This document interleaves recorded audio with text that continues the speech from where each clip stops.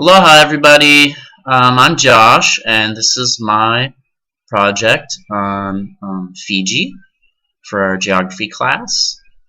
I hope everybody's doing well. Aloha, ni sambula, and namaste.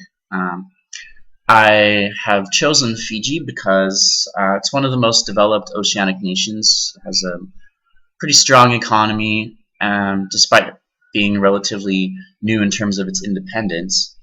Just last year, they had their first democratic elections, and so for me, Fiji is a particularly interesting place that is not without its share of growing pains, as you're going to find out.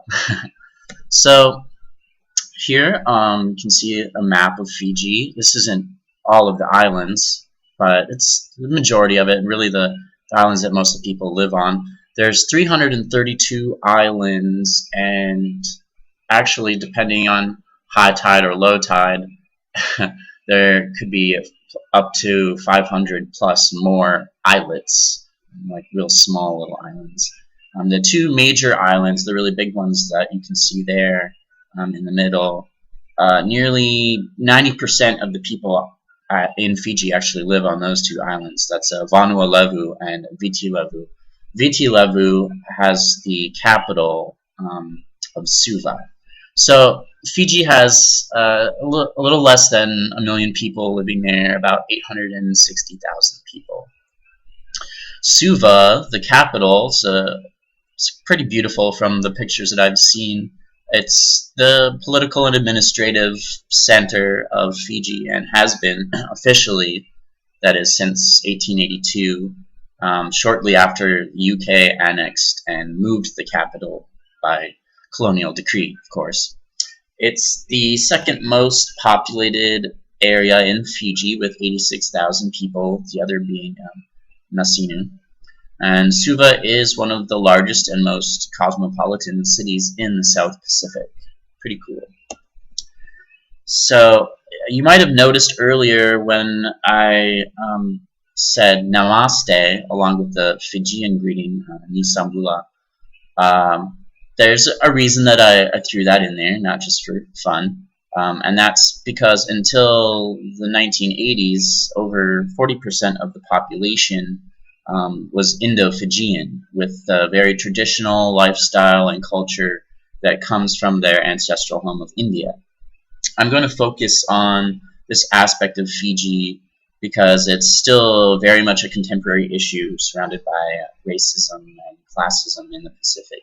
So today, Indo-Fijians make up around 37% of the total population, and that's declining. Before the military coup of 1987, Indo-Fijians made up close to 48% of the total population, but many have moved away. They've moved to Australia, Canada, the United States, some other islands.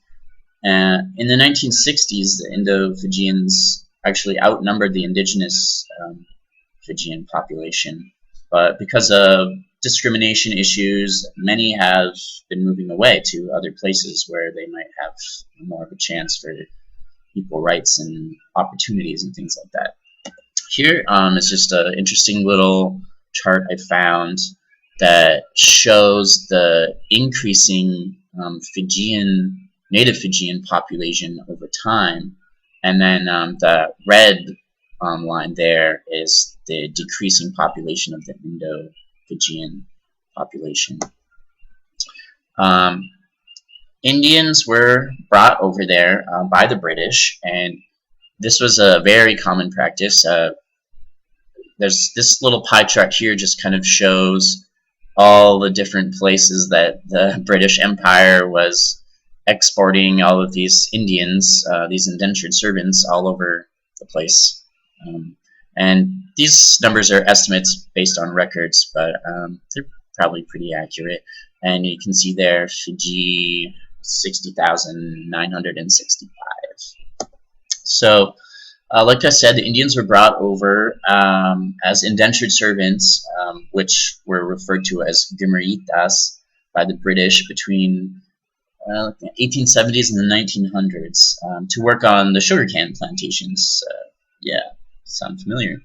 The conditions in which they were acquired, transported, and forced to live were very deplorable, and even after the indenture period, which ended in 1917 when all the indentured contracts were scrapped due to like public outrage in the UK, basically, they were not allowed to mingle with the native Fijian population, and they were largely looked down upon. So they had their own separate villages, their own separate schools. So their culture was, somewhat isolated and kept separate from the native Fijian culture, largely. So when it ended, they were given the option to either stay or go back to India at their own expense, and the majority of them stayed because they couldn't afford to go home, and most of them weren't actually compensated like they were promised by the British for the work that they were doing. After the period of indentured servants, the Indo-Fijians began to specialize in certain occupations. First, they took over the growing sugarcane, which was a very important cash crop, big industry there. And with that wealth from this, they managed to sort of branch out and largely became like a merchant class. Oh, sorry, that's the wrong slide.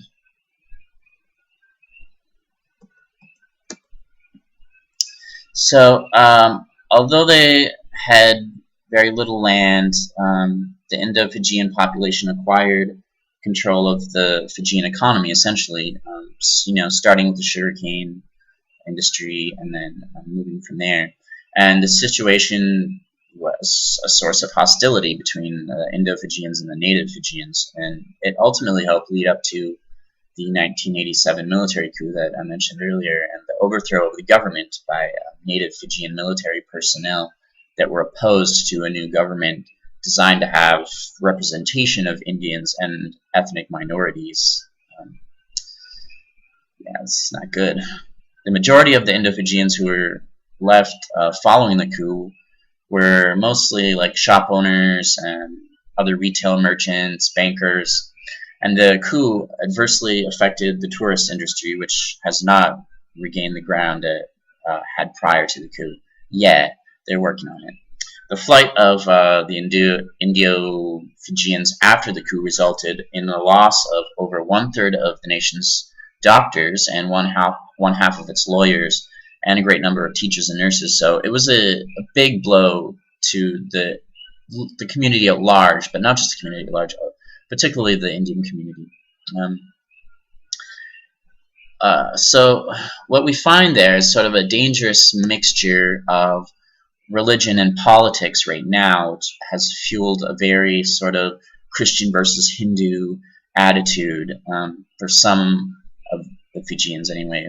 And we can see Christian leaders in Fiji coming forward and claiming that their Christian ideals and values are being undermined because of this movement for equal representation. This has perhaps contributed to discrimination and the abuse of the Indo-Fijians that are facing all kinds of racially divided political issues and problems today, including racially divided political parties, which is hard to imagine. There's a lot of contemporary problems right now that you hear once in a while in the Fijian news. Not that often, because actually the media really doesn't represent the Indo-Fijians at all. It's rare to come across stories, I've noticed, anyway. But recently, and over the past few years, their temples and their schools have been like vandalized, people breaking in and damaging stuff, spray painting things, smashing their altars. There was an instance, I think, a year ago where actually one of them was burned, and it's a serious problem. And the authorities, the Indo-Fijians are, saying the authorities are kind of on the side of the native Fijians and aren't really doing anything about it, saying it's just teenagers being up to their usual mischief. But the Indian population obviously has taken it very personally.